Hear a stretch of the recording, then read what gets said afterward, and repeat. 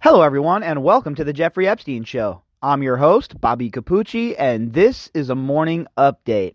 Hey, everyone, happy Thursday. One day closer to the weekend. I hope everybody's having a great week so far. So, the Jeffrey Epstein case, as you all know, seems to take a different turn each day. We have twists, we have turns, we have bends, we have corkscrews. It's like the world's largest roller coaster. And it never seems to end, all the information that comes out. And what happens is they put out this information and all they do is scratch the surface. They never go deep enough. They never give you the context that's needed to truly understand the situation. So that is what we attempt to do here on the Jeffrey Epstein Show. We go through these articles and we try to read between the lines. You know, it's a lot. There's a lot going on in this case. So it's always something new every time you wake up, it seems. And that's a good thing, right? It shows that there's the interest in this case is through the roof.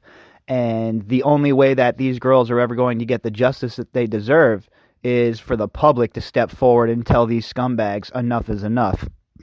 And when you have people like Les Wexner, who pretty much control portions of the country, and that's not hyperbole, folks, all right? He is so ensconced in Columbus that the guy pretty much owns the place. So when you have people like that who are involved in these crimes, it's no wonder that these women and these young girls were scared to come forward. It's not like you're coming forward with an average person, and even that's hard enough for these girls, right? So to come forward with a man like Les Wexner, it got to be terrifying. And we've seen that. We've seen it over and over. We've seen these, what Les Wexner and his wife, who is certainly not innocent in this whole entire thing. All one has to do is look back at the whole sick and disgusting situation that happened to Maria Farmer. We all know that the Wexners are completely complicit in that. It was their private army that kept this poor woman locked in on this compound while she's babysitting her little brothers. I mean, are you kidding me right now? Threatening her that if she leaves that they'll kill her. All kinds of crazy stuff. And this is happening on Les Wexner's property, and Les Wexner isn't even questioned over it. He's not brought before the man, nothing, him or Abigail. Stop it. Why? Ask yourselves that, folks. Why? It's not just the money, right? That's part of it, of course. The money is always a part of it. The money's how it begins. The money's how you introduce yourself to these sort of people. But that the money alone doesn't keep you out of prison. The money alone doesn't keep you out of the scrutiny of prosecutors. In situations like this, I mean, usually money's enough to get you out of anything, right? But when it comes to trafficking, if it was anybody else, they would have been in big trouble. They would have been in big trouble. But, of course, when you have context, again, that word context, right? When you look at this whole thing in context and you understand the power players, the people that are involved all the way back from the 80s and the mega group's involvement in this whole entire thing, well, you start to understand. And things start to come into focus a little more on why people like this aren't being held accountable. It's simple, folks. They're being protected by people on high, all right? The intelligence community and those type of people. Unelected bureaucrats who constantly and inevitably bring suffering to the world. And that's basically the way I see the intelligence community at this point, folks. I don't look at them as an asset for the country or for the Western world. I look at them as one of the most evil entities in the history of the world, folks. And I don't say that lightly, all right? It is on their intelligence, and I say that with air quotes, that millions of people have died in the Middle East. It's on their intelligence that Libya has been tossed into turmoil. It's on their intelligence that Syria has been tossed into turmoil. Need I go on? Everything that they touch turns corrupt. And it's no different once they have their hands on businessmen and they're involved with people like Epstein and Wexner, okay? I'm sorry, but in my opinion, Les Wexner is as culpable as Jeffrey Epstein for one reason. Okay? Not only for the fact that, actually, there's a few reasons. I shouldn't even say one reason, but there's a few reasons. One, he definitely enabled Jeffrey Epstein by giving him all of this money, okay? That is, without a doubt, unassailable. That is fact, all right? Wexner was Epstein's biggest enabler. at the very least, okay? But then you add in what happened with Maria Farmer, and Les Wexner's involvement gets launched into a whole new stratosphere again, folks. If this was a RICO case, like it should be, Wexner would be getting smashed with the gavel of the law. But he doesn't. He skates by, and these women have to suffer with the things that have happened to them for the rest of their lives, while this son of a bitch is living it up. It makes me so aggravated. It makes me so mad that it's unconscionable. It is literally unconscionable. All right, folks, if you'd like to contact me, you could do that at bobbycapucci@protonmail.com. That's BOBBYCAPUCCI@protonmail.com. Let's hop into the article. So this article is from ABC News, and the author is Mark Remillard. The headline, billionaire businessman Leslie Wexner refuses to reveal full scope of Jeffrey Epstein's alleged multi-million-dollar theft. Of course he does, because in my opinion, there was no theft. Okay? Jeffrey Epstein was in charge of all of Wexner's finances. Jeffrey Epstein used his relationship with Wexner to have access to young ladies who were models for Victoria's Secret or aspiring models for Victoria's Secret. And to this day, Wexner has never come out and apologized for his associations with Jeffrey Epstein. Not a real apology. All he says is, oh, well, he stole from me and blah, blah, blah, blah, blah, blah, blah. Yeah, that's not, it's not enough, okay? Leslie Wexner, the billionaire founder of the L Brands retail empire, who in 2019 accused disgraced financier, pedophile, Jeffrey Epstein of misappropriating vast sums of his personal fortune more than a decade earlier, has so far refused to reveal the scope of the alleged multi-million-dollar theft. So, this theft happened years ago because supposedly Wexner and Epstein weren't friends anymore, but then it just all of a sudden he brings this up in 2019? I mean, that's a little weird, right? Wouldn't it look like you're using that as your cover for saying that, oh, we're not friends, he stole from me? I don't believe you, Leslie Wexner. I'll just come out and say it. In my opinion, you're a liar. A straight up, a no good liar. That's my opinion. In a letter sent to his foundation in August after Epstein was arrested in New York City on sex trafficking charges, Wexner disclosed that a $46 million donation in 2008 from Epstein, who served as Wexner's personal financial advisor for more than 15 years to a foundation run by Wexner's wife Abigail, represented only a portion of the funds that he recovered from Epstein. This is way too convenient for Wexner. This is way too convenient of a defense, and it is way too convenient for him to be able to say, well, come on, he stole all this money from me. You can't say that we were that close. He was just a guy that was running my finances, and, we weren't that close at all, but I gave him complete control over my money. Please, give me a break. In response to a series of questions from ABC News, however, a spokesperson for Wexner not only declined to specify the amount of money Epstein is believed to have misappropriated, but also declined to comment on whether that alleged misappropriation was ever reported to the authorities. Now, we have heard that it wasn't reported to the authorities forever. And now, all of a sudden, Wexner comes out with these claims that, oh, he stole all this money from me. Was that before or after you guys were making your runs to Hong Kong and Thailand? Was that before or after you were buying CIA planes? Was that before or after you let Maria Farmer be assaulted on your property, sir, and did nothing about it, you and your disgraceful wife? Before or after, sir? We're waiting. We'd like an answer. The foundation letter is the extent of our comments on this subject, the spokesperson told ABC News. The relationship between Wexner and Epstein, who died in prison last year after being indicted on sex trafficking charges, is the subject of the latest episode of ABC News' Truth and Lies Jeffrey Epstein, an 8-part podcast focusing on Epstein and the women who survived his crimes. Well, I'll say this for ABC News, at least they're putting the focus on the victims, because that's very important, folks. These girls have went unaccounted for so long and ignored for so long that it's nice to see anybody giving them a little bit of airtime to tell their story and to tell what happened to them. And now, with the environment that we're in, when we all know that Jeffrey Epstein and his cohorts were doing this shit.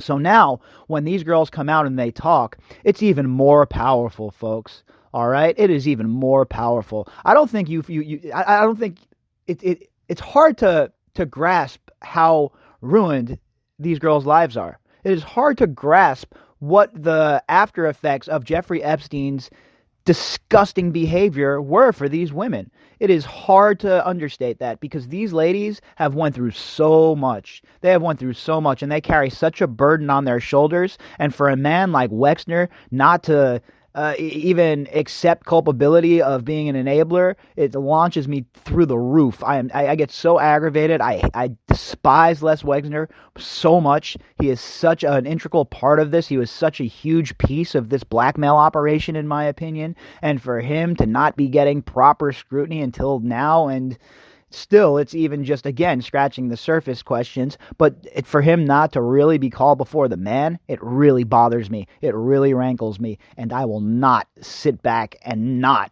put this guy on blast, because if anyone deserves to be put on blast in this story, it's Wexner, folks. Wexner, 82, built some of the most recognizable clothing brands in the world, including the lingerie giant Victoria's Secret. And he became fabulously wealthy in the process, with Forbes listing his current net worth at about $4.5 billion.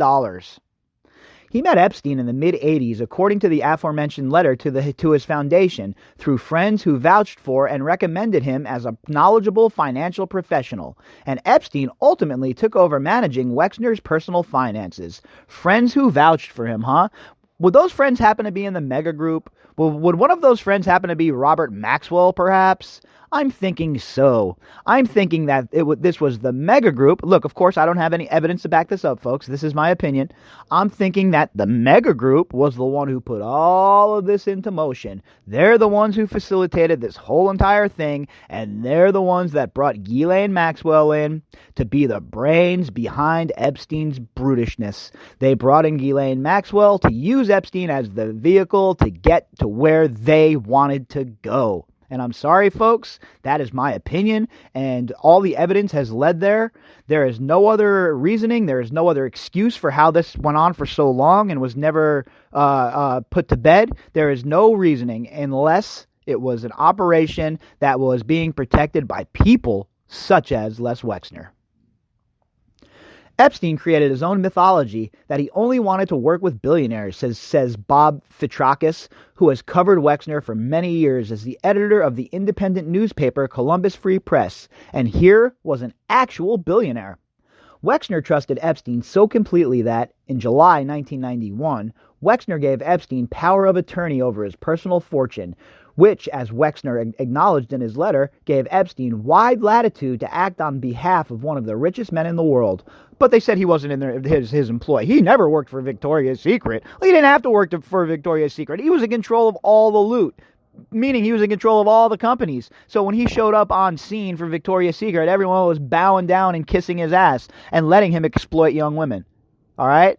That's exactly how it went. I know they're not talking about that, that no one's come out and said that directly, but when you follow the evidence, folks, that's where it leads. That's exactly where it leads. And I'm not going to pull any punches because it's Les Wexner. I don't care about Les Wexner, okay? Understand me. I do not care about Les Wexner. He is a non-factor in my life, just another sick old billionaire that needs to be brought to justice and held accountable for at the very least, okay? For enabling Jeffrey Epstein and for what happened to Maria Farmer on his property. He needs to be held accountable for that. In the ensuing years, Epstein became increasingly involved in Wexner's personal ventures. Epstein's signature appears on real estate documents, tax filings, and corporation records for Wexner's personal holdings throughout the next decade.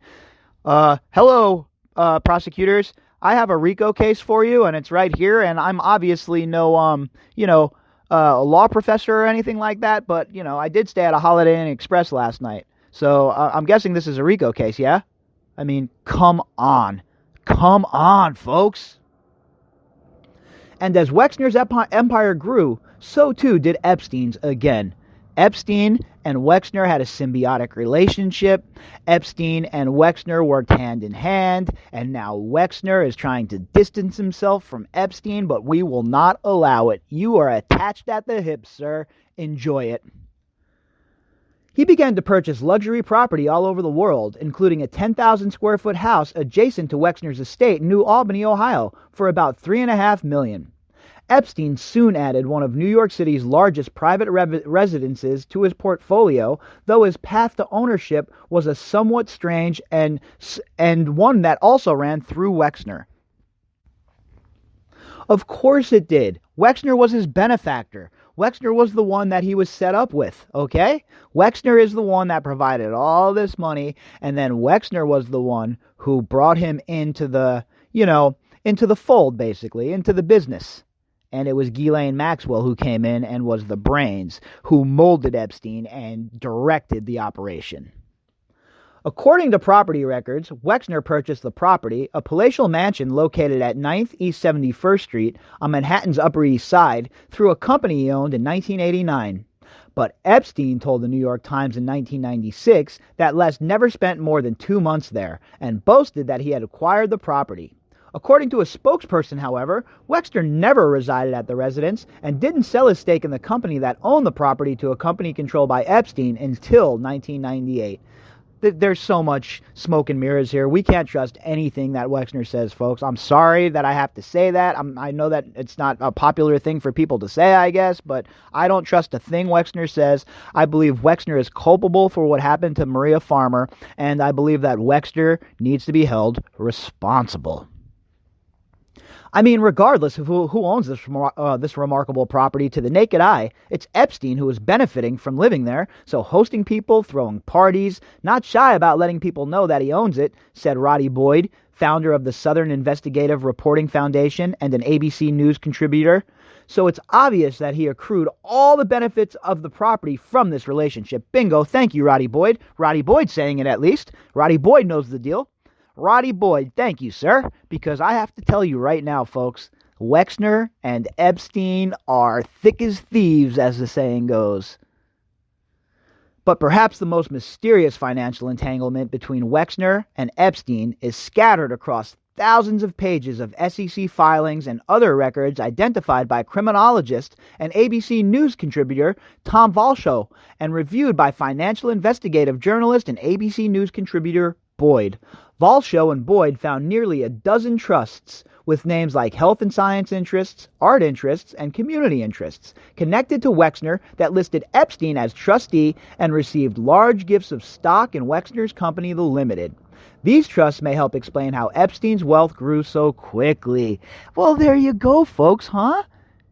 Have you connected the dots yet? Okay. His wealth grew so quickly because the mega group wanted his wealth to grow so quickly. He couldn't move in these circles unless he had all of those zeros at the end of his bank account.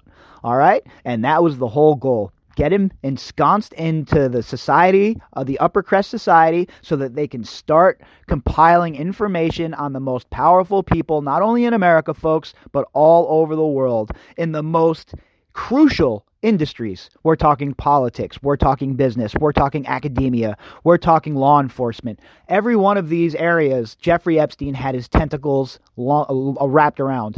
And it was all part of an ongoing criminal enterprise that should be slapped with, let's hear it from everyone in the back, RICO charges. Records show that between 1991 and 2006, Epstein oversaw the sale, mostly through the New York Stock Exchange, of more than $1.3 billion of company stock held by these trusts, representing a vast pool of cash largely controlled by Epstein. Much of the money was certainly used for charitable purposes. I don't even believe that, to be honest with you. But according to Valshow and Boyd, a potential pattern appears to emerge, one in which Epstein liquidates large amount of stock on behalf of these trusts and then, shortly after, makes large purchases for himself, including homes, planes, even a private island. Folks, this man is engaging in all sorts of crazy shit. Money laundering, hiding money, etc., etc., everything that falls under the statutes, and yet we have nothing yet. Yet Wexner has never even had to answer hard questions. Nobody's ever ambushed him at a restaurant. Nobody's ever showed up where Wexner was to ask questions. I wonder why that is. I wonder why everyone is so nervous of asking Wexner questions.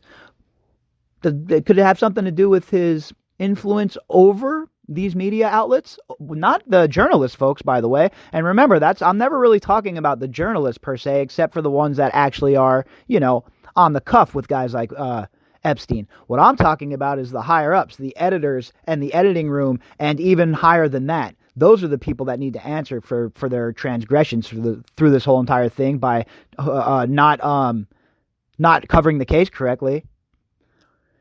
With power of attorney, I believe that Epstein probably converted some of Mr. Wexner's assets into his own uses, Valsho said, so we can say that the timing is there, and it's unclear exactly, without having access to a private bank statement, how that happens.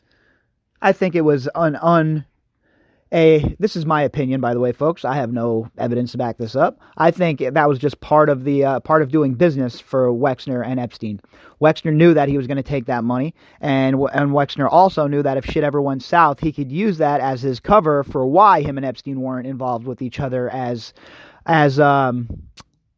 closely as people say. Wexner claims to have cut ties with Epstein after learning about the missing money in 2017, amid the first federal investigation into Epstein's sexual crimes. Nothing to do with the crimes, though, just the money, right? Wexner, what a hell of a guy. Wexner maintains that he had no knowledge of Epstein's sexual predation prior to that investigation. According to CNBC, Wexner turned over documents to authorities following Epstein's arrest last year. That is such a blatant lie. He knew exactly what happened to Maria Farmer on his property. He knew exactly what happened to her.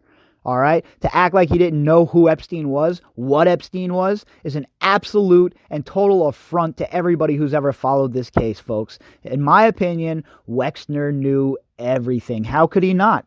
How could he not with what happened to Maria Farmer? Okay? Come on, guys. Come on right now. In an ABC News, Elizabeth Tai told a similar story to New York Post last year. In 2004, she said her booking agent set up a meeting with Epstein at his Upper East Side mansion, and she visited Epstein's home under the impression that he was in charge of Victoria's Secret and could get her into the company's catalog. Look, we all know that he used this strategy. He loved to say he was a Victoria's Secret agent and that he could get people into the book, into the catalog and onto the stage and all of that jazz. All right, he always did this stuff. And again, I point this out because what it does is it shows that he was involved in an ongoing criminal conspiracy with Les Wexner. I'm sorry, that's just the facts, folks. All right? While at Epstein's home, Ty told the Post Epstein stripped her naked and handed her a vibrator. She threw it at his head, she said, and then left. L Brands has since told Business Insider that it had hired an outside law firm to review Epstein's relationship with the company, but they do not believe he was ever an employee or authorized representative of the company. That's such BS. He was in charge of all of the finances. So, in essence, he was in charge of the whole shebang. He didn't have to be an employee, folks. He was the boss. But when ABC News reached out to L Brands asking whether Epstein ever served as a talent scout for Victoria's Secret, the company did not respond to a request for a comment. Of course they didn't. They never will. They'll just be quiet, and they'll hope it all blows over, and they'll hope that all of these victims will just go away. Well, not this time, folks. That's not going to occur. Les Wexner, Abigail Wexner, the Dubins, Mr. Black, all of you people who knew about this man and what he was doing, you're all going to have to answer some questions, and that's just the long and short of it, because we all understand that Wexner cannot claim that he had no idea what Epstein was doing, especially considering the horrific situation that unfolded on his property that involved Maria Farmer, folks. All right? Absolutely, positively repugnant. Les Wexner, you are on the clock, sir. All right, in my opinion, you are as culpable as Epstein in this whole entire thing. You are one of the worst in this situation. All right, folks, if you'd like to contact me, you could do that at bobbycapucci@protonmail.com. That's BOBBYCAPUCCI@protonmail.com. If you would like to help support the podcast, you can do that by clicking on the GoFundMe link inside of the description box. All right, folks, I'll be back later on with some more. I hope everybody has a fantastic day, and I will talk to you all a little bit later on.